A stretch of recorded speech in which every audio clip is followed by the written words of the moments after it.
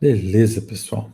Bem, na última aula, a gente viu aí várias matrizes inversas, a gente viu como que a gente resolvia usando Gauss-Jordan, né? E a gente viu aí até a inversa da nossa matriz 2 por 2, tá? Que é uma inversa bem tranquila aí de ser utilizada de forma direta, tá? Bem, e beleza, Márcio. Só calculamos matrizes inversas. O que que eu faço com isso? Bem, na verdade, a matriz inversa, ela é muito boa para você resolver sistemas lineares, tá? Então, ela é muito fácil você resolver sistemas lineares com ela, tá?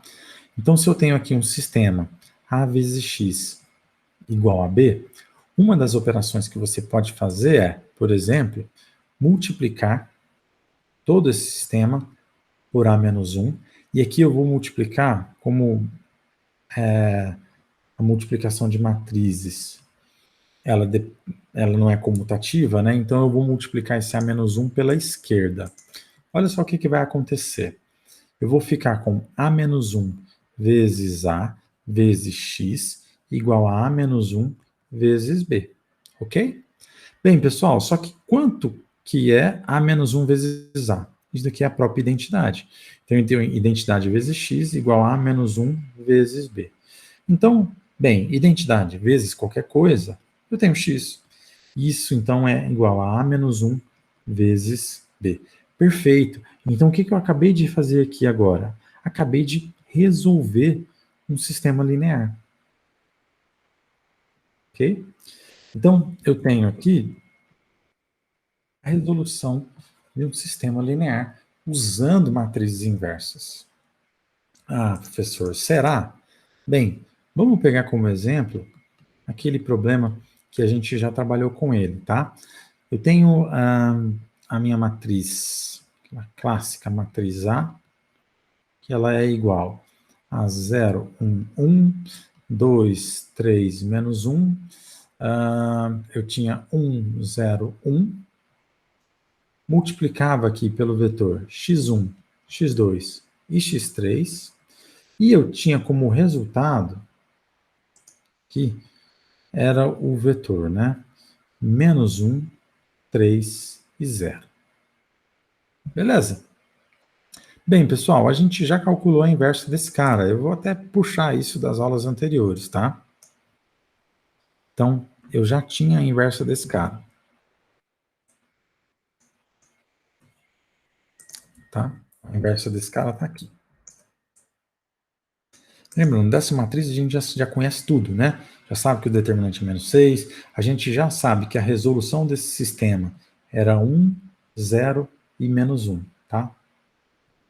Esse cara aqui era o nosso x aqui, tá? Mas vamos calcular.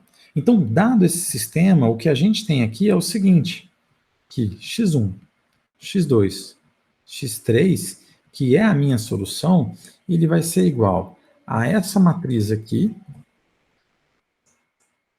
certo? Vezes o vetor de termos independentes, que é menos 1, 3 e 0. Você pode até se perguntar, nossa, professor, esse negócio aí cheio de fração vai dar tudo número bonitinho? Veremos.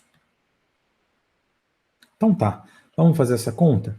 Olha só, menos meio vezes, então eu estou pegando a primeira linha e multiplicando pela coluna.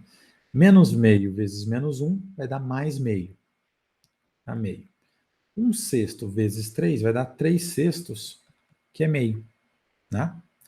Pegando a minha segunda linha, meio vezes menos 1, eu vou ter menos meio. 1 sexto vezes 3, eu vou ter mais meio. Meio vezes menos 1, eu tenho menos meio. Menos 1 sexto vezes 3, eu tenho menos meio. 1 terço vezes 0 é 0. Tá? Então, isso daqui eu vou ter facilmente meio mais meio, 1, menos meio mais meio, 0, menos meio, menos 1, que é exatamente a resolução do nosso sistema. Beleza? Então, a inversa, ela é muito boa para isso, tá? Então, ela é muito boa em alguns problemas que você tem a mesma matriz, e você só troca o vetor de elementos independentes. Quando você só troca esse vetor de elementos independentes, você ter a inversa é muito bom, porque daí você já economiza o fato de resolver o sistema, você já entrega o produto aqui e já resolve esse cara. Beleza, pessoal. Então, uma das maiores consequências aí de você ter a matriz inversa é você poder resolver sistemas de uma forma bem tranquila, tá? Beleza. Bem, lembra que eu falei uma hora da regra de Cramer, né? Por que ela funciona, né? Parece meio mágico, né? Você usar o determinante para calcular aqui. Bem, ela funciona pelo seguinte fato, pelo fato de que eu consigo usar cofatores para chegar na nossa matriz aqui, na nossa matriz inversa, tá? Então, olha só, o que a gente sabe de um sistema? A gente já viu que A vezes X igual a B, eu consigo resolver como X igual a inversa de A multiplicada por B, tá? Bem, uma das formas que a gente viu de calcular a inversa, pessoal, era usar a adjunta, né? Que era 1 sobre o determinante de A vezes a adjunta da matriz A vezes B, ok? Vamos abrir um pouco esse leque. Então eu tenho aqui x1, x2 até xn, certo? Aqui eu tenho, vou manter 1 sobre determinante de A, tá? Vezes, o que é a matriz adjunta? A matriz adjunta, ela é a matriz transposta da matriz de cofatores, né? Então, quando eu tinha a matriz de cofatores delta 1, o próximo aqui da minha direita era delta 1, 2, na matriz adjunta, eu vou ter que ele vai estar invertido, né? Então vai ser um pouquinho invertido do que a gente costuma ver. Delta 1n. Aqui eu tenho tudo que eu tinha da linha 2, está na coluna 2 aqui, né? Então, delta 2, 2, delta 2n, reticências, reticências, reticências e mais reticências. E aqui eu tenho, então, delta n1, que era a minha linha 1, que está na coluna 2 aqui, porque está transposta. Tudo isso vezes b, certo? Bem, lembrando que B aqui nada mais é do que aquele vetor, né? Já vamos abrir ele também, né? Então, eu tenho B1, B2, até Bn aqui. Ok? Bem, vamos começar por x1. Quem vai ser x1, então? Vai ser 1 dividido pelo determinante de A vezes. Bem, quem é o cara que vai definir x1 aqui? É exatamente essa minha primeira linha vezes esse cara aqui. Essa minha primeira linha vai ser delta 1, 1 vezes B1, mais delta 2, 1 vezes B2, mais reticências, até eu chegar em delta N1 vezes Bn. Beleza, pessoal? Eu vou fazer uma pausa aqui e vou fazer uma comparação com, com o que a gente tinha como determinante A1, tá? Então, na regra de Cramer, o que a gente tinha aqui era o determinante A1, né? O que era esse determinante A1?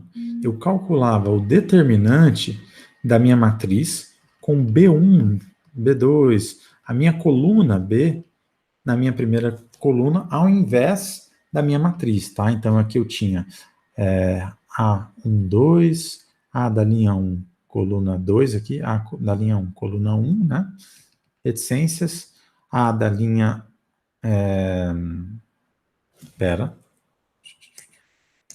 reescrevendo, eu tinha A da linha 1, coluna 2, A, coluna 2, coluna 2, tinha A, linha N, coluna 2, ok?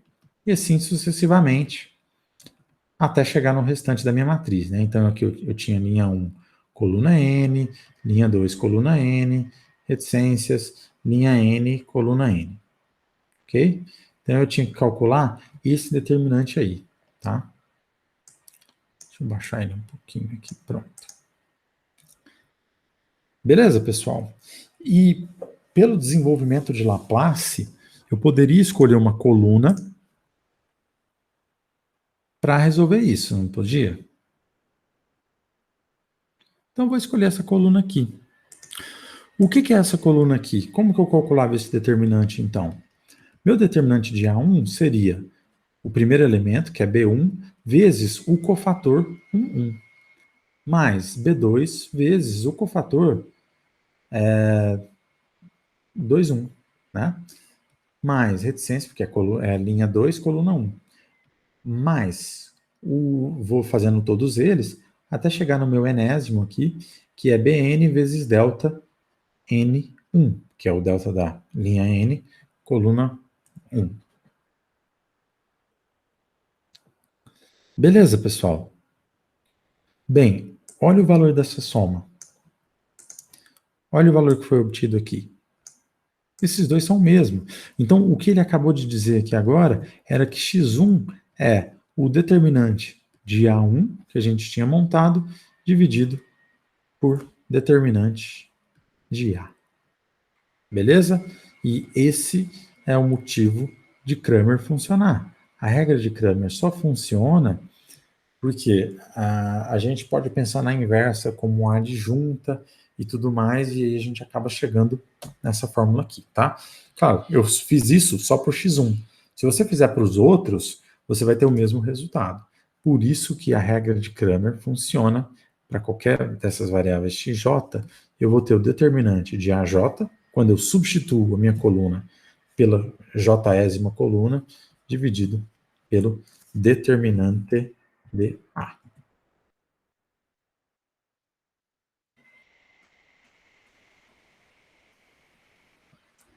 Capite? Beleza, pessoal? Acho que é isso. Já vimos muita coisa de matriz inversa, já vimos muita coisa de determinante, já vimos muita coisa de resolução de sistemas.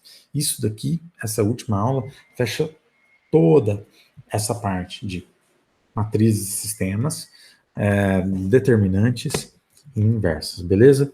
Façam os exercícios, brinquem no Colab e até a próxima.